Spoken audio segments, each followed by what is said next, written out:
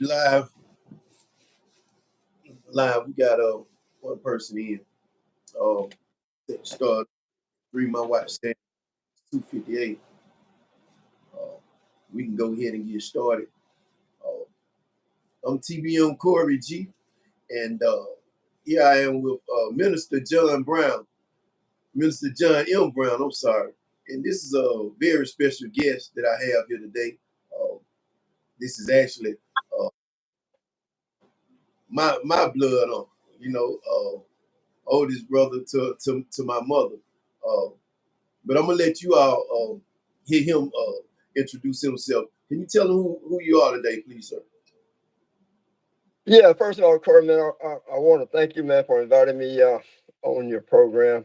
I'm honored that you would even think that I would have something to contribute. But I am John. My middle name is Milton Brown. Born and raised in Atlanta, Georgia, or south of Atlanta, Georgia. I'm 74 years old, and it's been a long journey.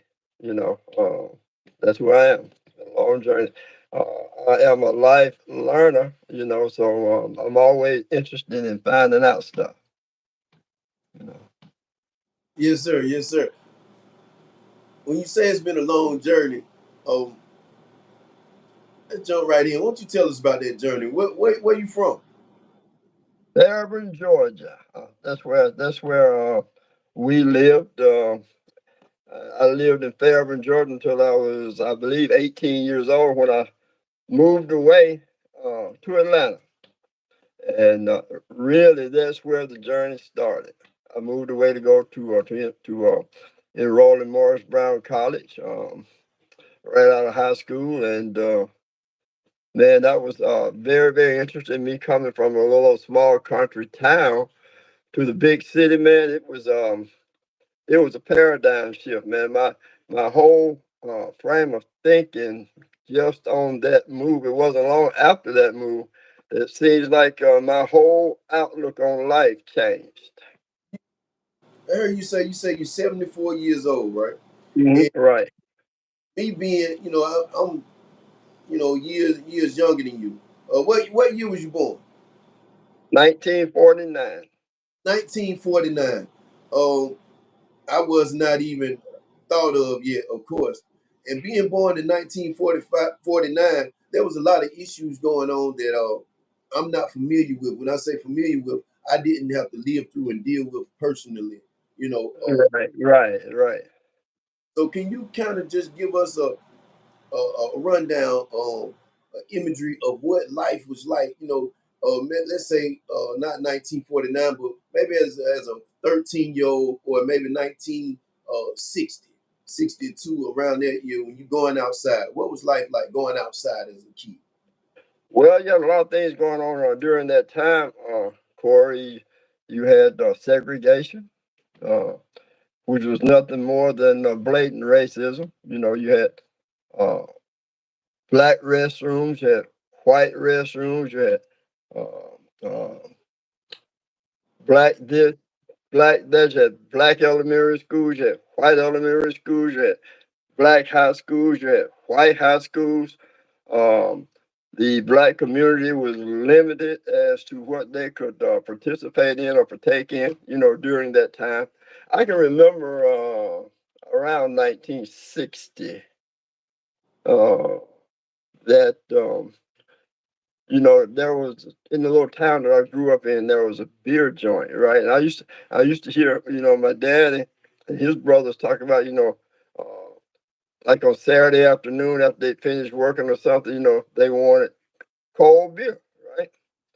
And there was this beer joint on the main street in downtown Fairburn, right? Where the white clientele could go in through the front door, right, and sit down and drink their beverage, right? But the black clientele had to go around to the back door and have it handed out to them, and they had to go on home. You know, these types of things. I can remember getting run out of some friends of mine. I were going fishing one day, and we went in the bait shop, to buy bait. We were right near the lake, and the white gentleman that owned the bait shop, he thought we were slamming the drink cooler, and he ran us out.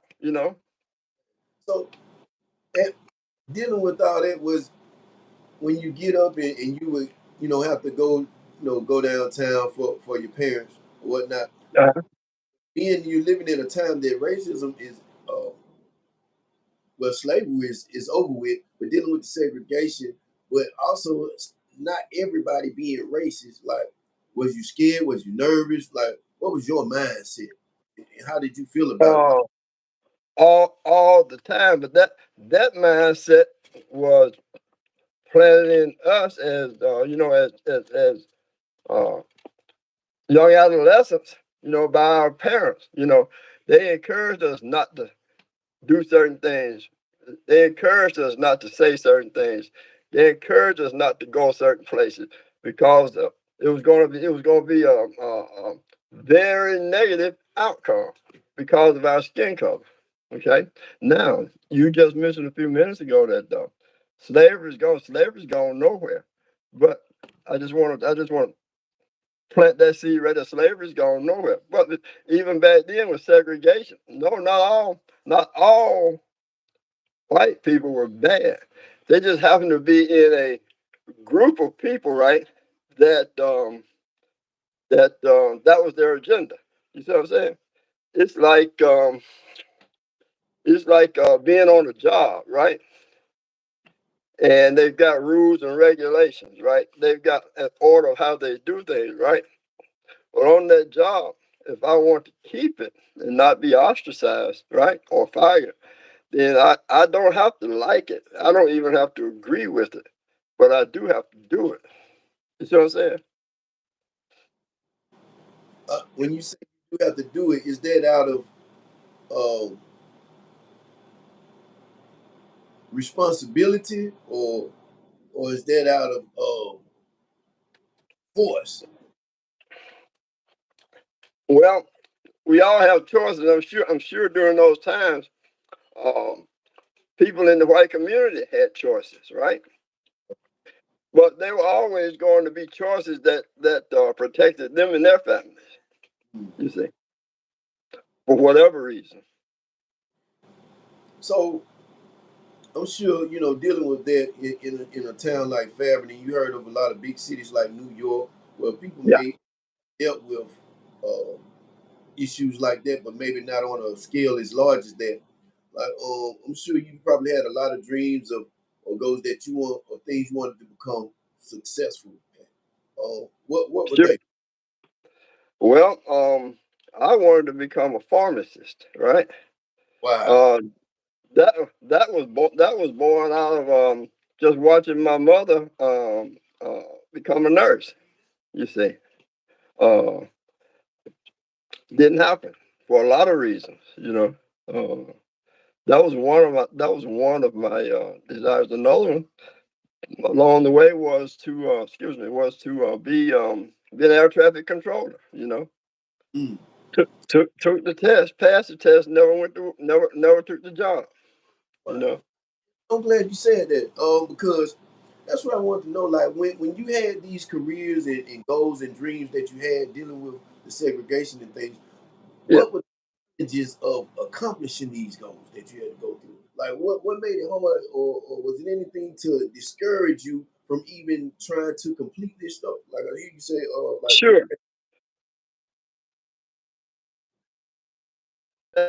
The Civil Rights Act of 1964, right? Which I think today, after years and years of study, was probably one of the greatest hoaxes ever pulled on the black community, right? But in the Civil Rights Act of 1964, it simply says now that black people had the right to indulge and partake and participate in anything that white people participated in, right? In the same facilities, venue, wherever, right, Um, right. It supposedly was to wipe away the discrimination. That even took time, because the same when it was passed in 1964, the same things that were going on before 1964 and before this bill being passed in the same things were going on at the local level. One thing about a federal bill, right? A federal bill passes it for the entire country, but they leave it up to the states to manage it per state, right? So different states manage it different ways. And here in the South, in particular, they weren't studying that. You know, the white powers to be, or the white power structure was not even studying that. That was to give black people the right to purchase homes where they couldn't purchase them before, to purchase homes the same under the same interest rates that white people would purchase for them. There was a lot of scrutiny in the banking industry for years, um, because there was a double standard, right? Uh, it was just to live through it, and just to absorb it was a blessing in itself, you know. Uh, but I always again was a learning. I wanted to learn, what was going on, Uh, it would not. I really don't think it helped the black communities, because as past what happened, right? Right. And you can probably remember this. In every black community, there was a grocery store, there was a pharmacy, there was a barber shop, beauty shop. There were all sorts of black businesses in the black community, right? These black businesses supported the black community, right? After the Civil Rights Act of 1964 was passed, all of these businesses started to go away, right? What happened? Now the money is being poured out of the black community for the sake of a national economy, if you will. You see what I'm saying? So yeah, I'm glad you spoke on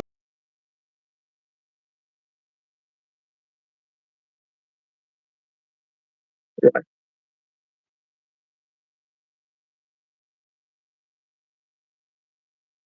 harder. Um, what are some of the advantages and disadvantages that you see for the youth growing up, um, being successful versus when you was growing up that you see? Well, I can that question there. I can continue on with the Civil Rights Act of 1964, because what it was supposed to do was make it easier um, for people of color, right, to obtain the same jobs that the white people had, right? As an example, I was the first in 1970. I was the first African American computer operator at Delta Airlines. They hired me with no experience because of the Civil Rights Act of 1964, right? They had to give me this job, Whoa, so I right? Track, black history. track with me here. They had to give me this job, right? Okay. And because they had to give me this job, once I got the job, now their job was to make it as hard for me as possible so that I would leave the job. Wow. You see what I'm saying? You're tracking with me? Because we have a Black History moment. Give him that title again. You was the first black what at Delta Airlines? Corey, you're not, something's wrong with you. You're frozen. Okay. I'm sorry. Can you hear me now? No, Oh, first technical difficulty. So is my screen froze? it's okay. Yeah, your screen's frozen. Okay, I don't know what's going on here. But you can hear me.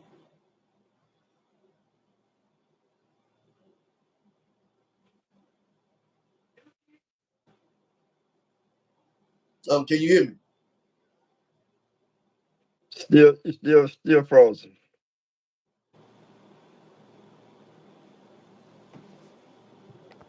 Okay.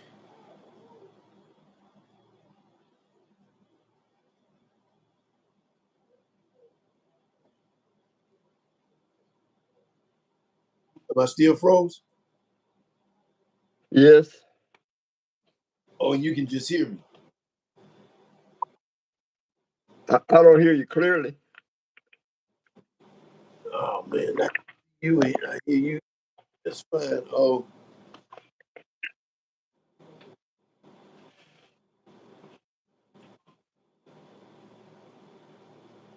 okay. I hate to have to cancel this interview. What I may do here, I may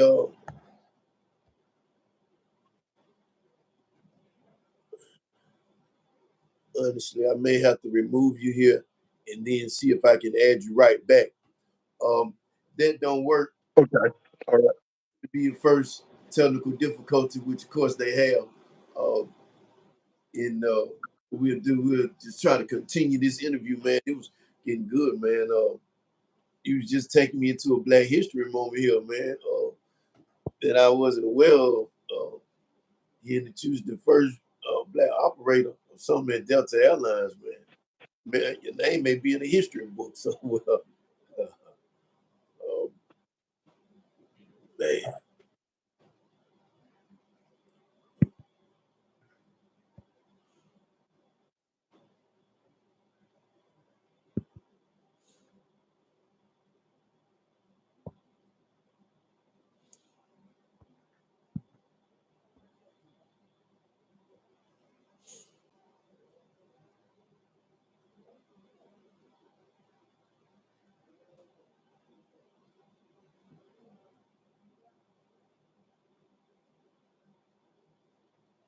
Okay, here we go.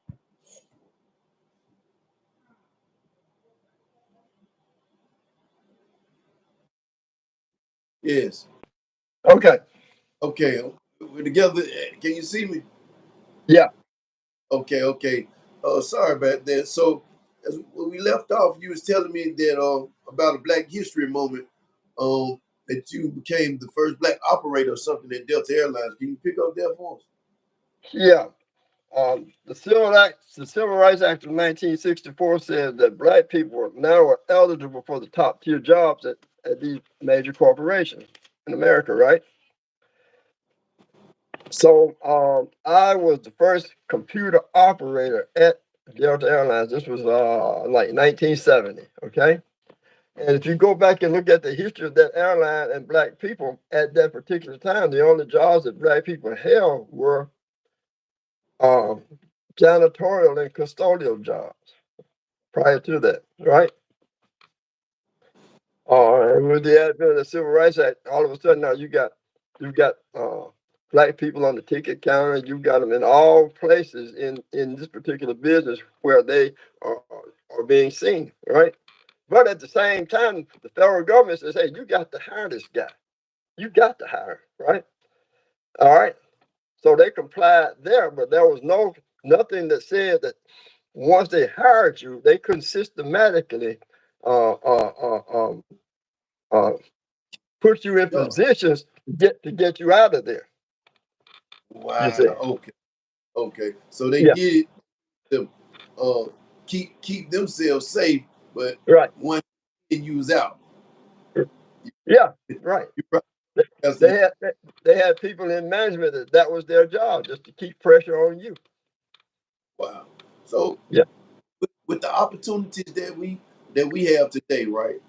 Yeah. And this personal, man, question that, let me just give you a personal opinion on Okay. uh, the opportunities that we have today. And you've seen like people like Martin Luther King fight so hard for equality Right. and acts right. Do you feel like the work that he did was in vain, or that the youth of today like don't appreciate or not know what was done? Um, I don't feel like the work that he did was in vain, but what I do feel is that uh, after a certain amount of time and after certain mindsets were developed, uh, uh, that no longer was a goal to keep that alive, to keep that part of his dream alive, equality, right? Because it is always there's always something or somebody else out there who would take that and use it with a different motive. If you understand what I'm saying. Yeah, yes, sir. Now back then, a lot of maybe white black violence, right? Due to segregation, and Right. that place where um the only white on black violence that you may see is through the police brutality. Now most of the violence on black people is black on black violence. Um, and that's become a major issue in our community. Can you tell me three things that you feel would be uh, most important when it comes to addressing to end black on black violence? Uh, that's a good question, Corey, because uh, that is a dynamic that is very, very complicated, while at the same time not being complicated at all. Okay, I say that to say this. Um, uh, there are those who will perpetuate that to be a problem. Yes, it's I think it's an issue more than it is a problem, right? I think that with the breakup of uh, the black home, there again, which goes back to the Civil Rights Act of 1964, with the diminishing responsibility and leadership of the male child in the home, all the way up to the father, right? With You got to remember now, what came out of the Civil Rights Act of 1964 was also the abortion bills, right? And so now you've got families who have no father figure in the home, no leadership in the home, right? No leadership, right? No, and even as that, even with that, now you have these families who depend on the government for support, right? So now, after a certain amount of time, if you're giving me money for a certain amount of time, and I can get it like forever, I might not be motivated to do the best that I can. You see? I may take on a mindset of I really don't have to do anything. So you have these children who are virtually raising themselves, right? They have no spirituality, they have no direction, they have no leadership, they have no discipline. So you mix that in a bottle and you get what we have today. Right. Wow. So um, you saying the issues would be like a father in the home? That would be one. You always got to go back to the beginning, right? You got to go back to the beginning. The beginning is the Civil Rights Act of 1964, right? Okay, then you have the Advent, right? Right around that time, you got the Vietnam War going on. You got soldiers starting to come home from overseas. They're bringing drugs. They're bringing marijuana, tie sticks, and all these types of things. And they are putting them in the community, in the black communities, right? What we have, Corey, man, is basically this. What we got going on right now is, you can sum it up into this statement: we still have slavery, Hmm. but it's by another name. Elaborate on that for us, please, sir. Okay, Because slavery comes in all kind of flavors, man. Right? It doesn't have to be work. It doesn't have to just be working on a farm picking cotton. Okay, it can come in the form of debt. Right? It can come in the form of alcoholism, right? It could come in the form of drugs, right? It could come in the form of employers looking for a person with a certain type of personality to supervise other people, right? You see what I'm saying? And we've all seen the movies like Django and all of this, and how uh, different colors of people of color are pit against each other. You see what I'm saying? So you got slavery. Slavery is alive and well, particularly in this country, right? They put you on the job, give you a decent wage, and encourage you to buy a new car. They program our minds to keep up with the Joneses. Uh, they make getting into debt very easy, very hard to get out of. You see what I'm saying? That's Slavery, that's a right? good. But you're saying that slavery is anything that we can be in bondage to. And Exactly. You said all over you. You don't have control over it. so are these things And put in, there comes a, huh? so things are purposely put in our community on a prediction scale of how we can be controlled and oppressed or just kept down. Exactly. Let's take crack cocaine for an example. Okay, when it hits the streets of this country in South Central LA, back whenever it did, right, it was for the sole purpose to control black people, particularly the black man. Okay, but there was collateral damage. The people, the powers that be that initiated that movement, they knew there would be collateral damage. What was the collateral damage? White people, right? Bondage. That destroyed that in the beginning. That particularly drug, crack cocaine, it destroyed a lot of families across as it moved across this country. Particularly the male of the family, the head of the family. Describe that impact that you when you say impact. Describe like that impact of what you saw in the decrease of the family structure. You know, because back then you were right there to see it. You had a first hand view of like Yeah. you outside and Oh see. yeah. I was there. I was part of it. I was right in the middle of it. Right. So what you got? Right. You got today. You got a husband who works a good job. You got a wife that works a good job. You got 4 kids. They're all in school. Right. They have everything. They have a home. They have a mortgage. They have a car note. They got grocery bills, etc. And they are taking care of all of that. Right. Now all of a sudden, because this guy drinks one of his so-called friends that introduces him to this very little thing, say, "Hey man, try this, man. You'll like this, right?" And it devastates and changes his whole life because now he can't stop, right? Now what it what his habit now costs him, right, is money being pulled out of the household, right? So now the bills can't be paid. I'm not going to work steady, It's a lot of things going on in the home, right? Chaos, right? At the cost, man, at the cost of the leader in the home, the man, right? Now the woman is having to make all decisions because we don't know where this guy is, right?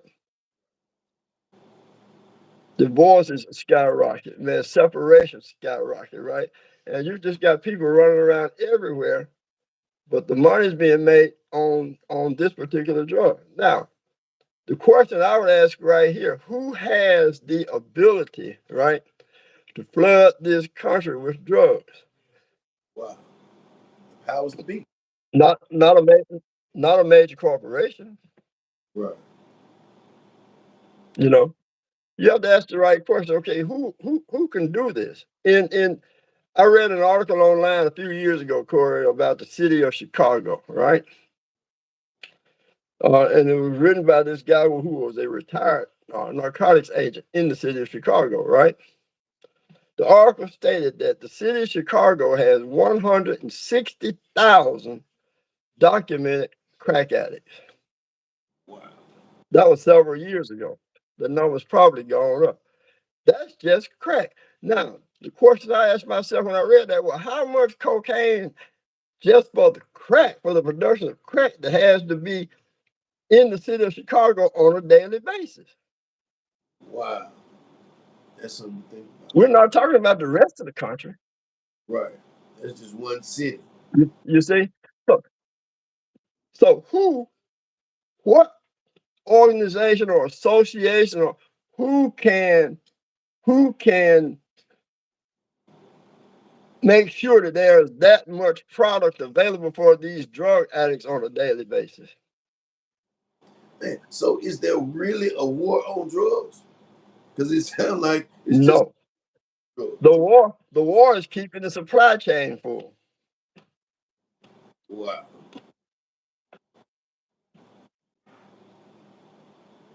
wow. Can you imagine 100, can you imagine 160,000 people not being able to get what they need? At one time, no. I, I can Right, imagine. right, I know. right. I can imagine it happening because I know the issues we face. But man, just to hear you say it, it puts a picture in my mind of Supply, one time, trying to get things that they yeah. need. Supply and demand is a universal dynamic, if you will. Supply and demand. What? So So you got families distressed. when we see this thing, when we see these things destroying our community, it seemed like Hmm. we would just wake up one day and say, "Hey, man, I don't want to live like this anymore." Well, But you would think that, not to interrupt you, Corey, you would think that. But here's what happens, right? Okay, somebody's waking up to what's going on over here with the crack, right? So now what we're gonna do, we're gonna give them something else to take their mind off of that. We're gonna give them something else, right? Another type of movement that's going to still be slavery. You see what I'm saying? It's going to be attractive, right? Who knows what that is? But that's what happens once a particular movement, if you will, starts to crest. They give us something else. You see what I'm saying? sure. Wow. Well, They take it out of a brown paper sack and put it in a Ziploc bag. you yeah, know, just change the packaging, but it's no, still slavery. Nevertheless, it's still slavery. right. And it's some in a lot of ways in the late '80s. I It, guess uh-huh. families when feeling the effects of the leader leaving the home, you had now a lot of the sons who felt the effects of the father leaving the home. They started to sell the crack cocaine or sell the drugs, right? So now Sure, sure. uh, the music comes out. You have hip hop that talks about the issues in our. And so over the years, it seemed like Yeah, youth were, I would say, wrongly influenced or had a misinterpretation of what was being uh, translated through the music, right? And so now what biggest influence in our world today? Um, do you feel like it's a bigger has a bigger impact on the destruction of our culture more than the crack cocaine or drugs?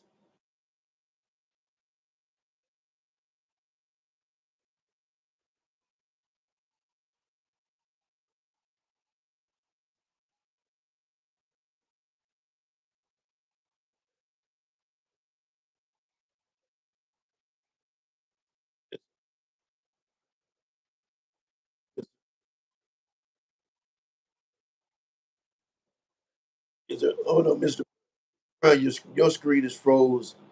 No, it's frozen. I hear you very well, but your screen is froze. Can you hear me?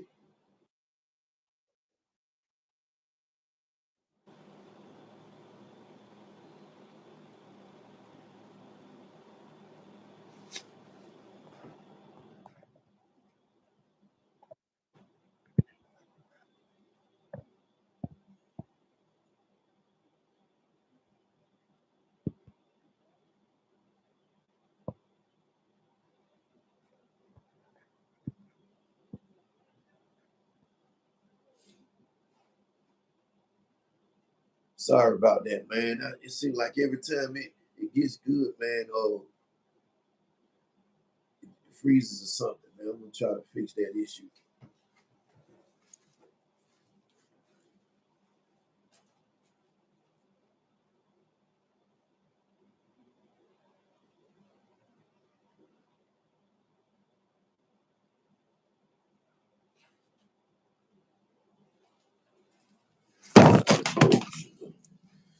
Whoa.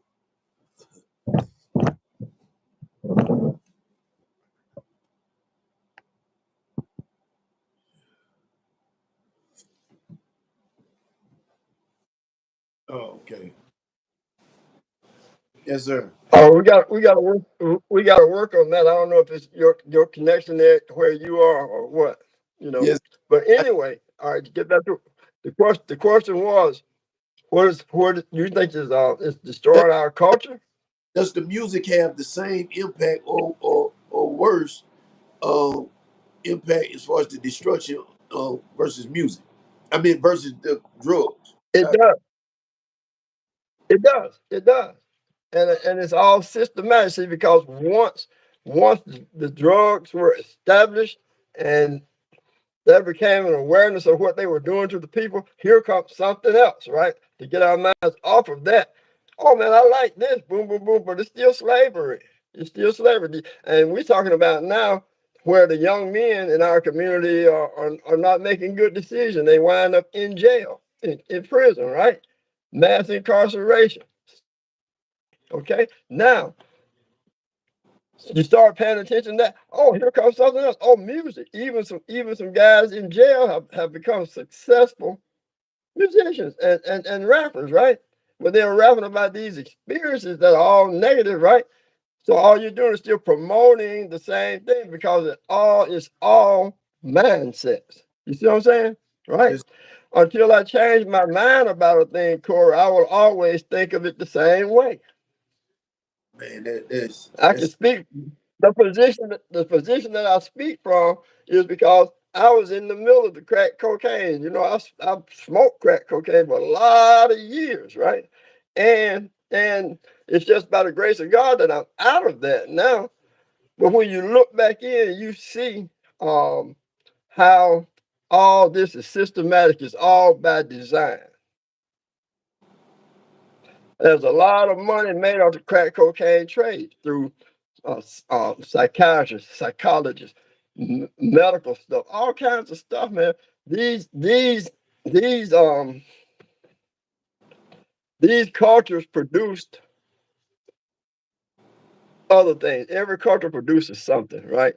These cultures, man, these native cultures produce commerce for other things, hospitals, you know, rehab centers, all these types of things. You know, there's profit in everything.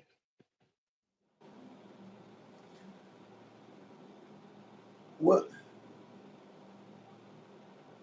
can it be stopped? Uh, if somebody wanted to stop it, yes. I mean, because for it to stop, I think it would be. When I say stop, I'm talking about the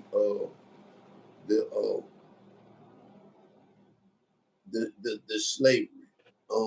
Well, because it seemed like the slavery that's being put on us now has to be offered to us, or you see what I'm saying? In the form of music, or That in that that's been the game all along. so Slavery, say putting masses of people in slavery. so when you say someone, if someone wants to stop it, it can be stopped. Like what would that take? Man, it would take somebody. Um, One individual couldn't do it because this thing is so big right now. First, let's take addiction for instance. Drugs and alcohol, right? For that to stop, something has to be done first. There has to be an infrastructure put in place now that is going to take care of all of these people once you remove this product from the market. You see what I'm saying? That's the only way you can stop it, right? is to remove it, and you won't completely stop it then because it will still be underground, right? But you can help a lot of people by doing that. What would that cost? It would cost a phenomenal amount of money. What you're going to have is opposition because this particular dynamic, this particular culture, the crack cocaine culture, right? It pays a lot of people. Right. It, It pays a huh? you know what, man? This is great content, sir. We're gonna have to talk in the future, but I want to know this because we speak on. Uh, sounds like the drugs and everything is put into our given to us. It's intentional. So without Absolutely. It's by design, in our country, you hear this phrase that says, "In God we trust." But how relevant is God right? in our society today? Well, God is relevant. He will always be relevant because He's the creator of the universe, right? Now, whether you believe that is a different story. You see, I think He's very relevant, and I think He is going to take care. I think He's going to take care of business. Where this planet and His creation is concerned, right? Where He's going to do it in His time, right? I think what we have to do is again continue to learn and continue to grow and just look deep into a thing and see it for what it really is. I wish I had somebody to tell me, man, don't touch that. Don't eat from that tree, right? I wish I had somebody to tell me that. I didn't, you know. It's unfortunate, but it is what it is, right? And for a lot of people who uh, come through those cultures, the ones that make it out, I think at some point they grabbed onto somebody or something to show them, hey, man, this right here is something that in the end is going to kill you, Right. right? It's going to alter your destiny, right? Um, Things like that. There's so many things that it does not allow us to do. You see, or be for that fact. I actually, So, uh, when it comes to God, right, in the world we live in, you see so much going on, so much crime, and a lot mhm, like, well, where right, we have in our government, you hear the phrase again, "In God we trust," and then so the power right, they have the power to say what goes on in our world, and yet that's the government, and it's crazy because the two things that are grounds for immediate termination on the job or expulsion from school is talk about God or politics. Why is that? right, right. And what the government would love to see happen is like a lot of governments are in third world countries, like North Korea and Russia. The government would like to have the masses of people to think of them as being God. And I think that's the movement now. You see what I'm saying?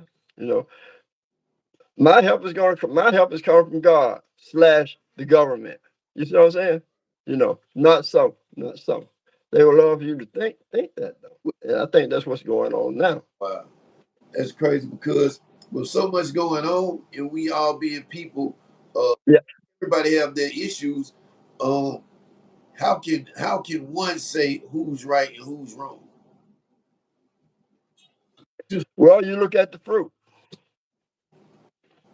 You look at the fruit. What kind of fruit is it bearing? You can always tell the tree by the fruit. and Is it good fruit or bad fruit? like every Again, and there again, that's a matter of opinion.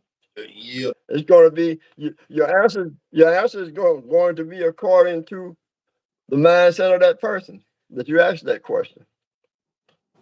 wow, That's why you have questions like, is the glass half empty or is the glass half full? Because everybody's not going to look at it the same way. Everybody's not going to see it the same way based on mindsets. And I think that's what's going on in the world today is the cultivation of mindsets, right? There's subliminally being programmed to believe a certain thing and to believe it a certain way, as opposed to how it really is. Okay. Well, that's winding down on time here, Mr. Brown. I don't want to take too much of your time, but you're a man of wisdom. You know, I have a lot of talks with you, man, and I'm always learning from you. Oh, but I want you to share with us right now, like, tell me, what is the most interesting thing you've learned about people in general? About people? About people. Is that the question? What's the most interesting thing I've learned about people? Learned about people as far as like characteristics and just people in general. Something to just keep in mind. Just a word of wisdom for the people. Man, the most interesting thing that I've learned about people, dealing with people all my life, is the fact that it's one thing, but it's several things. The first thing is that people generally are lazy. Okay, they're lazy in the fact that when it comes to information, they would rather me tell them than them go find out what for themselves what it really is. You see what I'm saying? Wow. And I think that the powers that be know this, because that's why they can introduce something to a group of people, right? And they know that there's only just a few of them that's going to oppose it, but the majority is going to go for it, no matter how wrong it is. When you say that, there's a I hear a phrase and it says, uh, "My people are destroyed from the lack of knowledge." Is it, Yes, absolutely, I believe that 100%. And not only destroy Corey. I want you to think about this, right?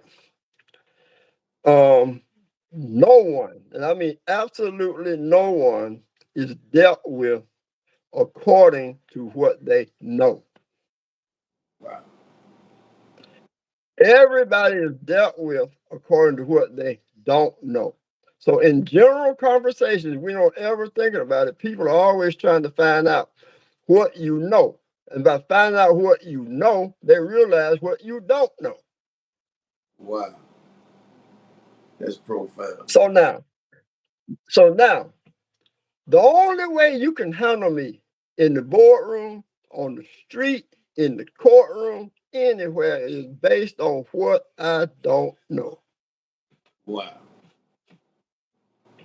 That's profound. That's profound. That's Oh why I committed to be a life learner. man, this was informative for me. Um, is it anything that you would like to say before we end this? I want to say thank you. Taking your time out to uh have this talk with me. Um, there's a lot of more things that I would like to discuss with you. Yeah, yeah. I'm going to say this from a pop. I want to say this statement from a popular book. It says, "Wisdom is the principal thing. So therefore, get wisdom. But in all thy getting, get Wow, profound, profound. In that you are a man of wisdom. I want you to know that. I love you again, man. I appreciate you. And I thank God for you, man, for bringing you into my life. And again, I hope maybe we can speak again in the future, man, because I'm sure that same way you've touched my, uh, just people hearing you, man, you'll touch somebody else. So thank you, and till next time. Thanks for the invite, Corey. Anytime.